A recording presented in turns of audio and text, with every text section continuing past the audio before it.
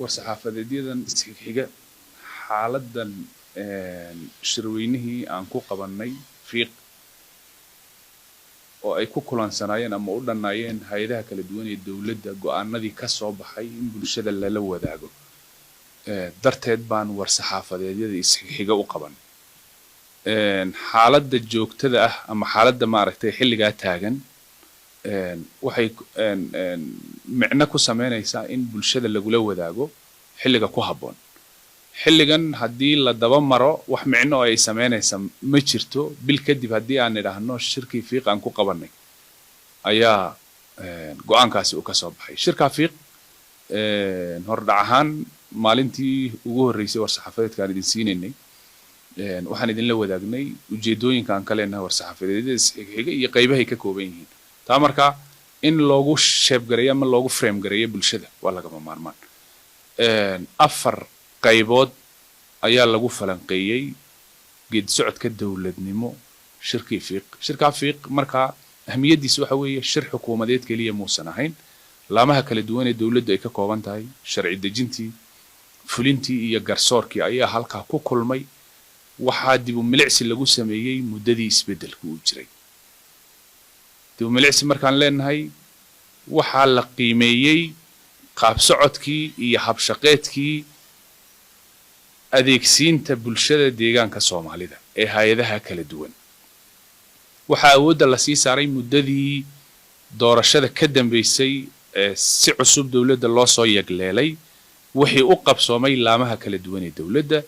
meelaha ay cabashooyinku ka jiraan meelaha ay tabashooyinku ka jiraan iyo qorshaha 10ka sano ee soo socdo marka la eego maxaa dawladdani xaq u leedahay inay qorshaha ka qaadato waxa la hubo waxa weeye ee aan ku xisaabtami karno 3 sano iyo barka soo socoto oo xilli doorashadii dawladdan hadda dhisan uu ku egyahay wixii xilliga ka dambeeyo isbedel siyaasadeed baa dhici karo xukuumad cusub baa iman karta maamul cusub baa iman kara laakiin waxaan qorsheyn karnaa oo shacabka ma aragtay aan isku ognahay waxa weeye mudaxileedka iyagu xilliga uu ku kooban yahay marka 3 sano ee soo socota ayaa waxa la qorsheeyay maxaan qaban karnaa 2015 maxaa la qaban karaa 2016 maxaa la qaban karaa 17 maxaa la qaban karaa muddada waxa ku ekaanaya mudaxileedka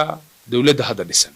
wixii ka dambeeya strategic policy bay noqonaysaa qorshaha xilliga fog annagu wadadaan u sii jeexaynaa cidii markaa fursad u heshay inay maaragtay qorshaha fulisa ay noqonaysaa waxaan soo qiimeynay ilaa hadda siyaasadda iyo maamulka suuban geed socodka iyagu sidoo ahaa muddadii isbedel ka dambeysay habkii loo eegay muddada noo dhiman maxaa lagu qaban karaa dhinaca arrimaha siyaasadda iyo dhinaca maamulka waan isla eegnay waxa kaloo eegnay bay ahayd arrimaha amniga oo amnigu uu qayb ka yahay doorkan adeeg bixinta iyo xasiloonida haddii nabadgelyo la haysto wax walba waan fulin karnaa laakiin amnigu maadaama uu fura u yahay doodaha ka jira bulshada dhexdeedana dhinaca damaanad helidda shakhsi iyo kooxba kolka la yiraahdo amnigu maadaama door muhiim ah ka yahay amnigii baan idin la kulaysinay saxaafadda markaa horeyna waxaan idin la wadaagnay in fursadaas ay saxaafaddu hesho shirka fiiq maadaama degdeg ku qabsoomay saxaafadduna tool dhan oo guuraya ay yihiin logistic haddii la yiraahdo meel magaalada ka baxsanna lagu qabanayo shirarka timekii koobnaa ee weekendiga ahayn qabsanayna ku haboonaanshaha ayna noo suuragelin in saxaafaddu goobjoog ka wada noqdaan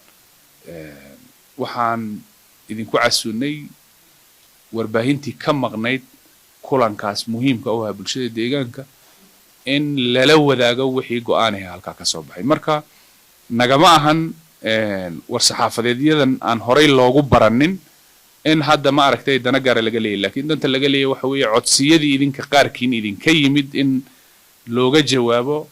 in bulshada lala socodsiyo wixii danaheeda ku saabsan ay lagaga arrinsanaya fiiq taa inaad sidaa u ogaataan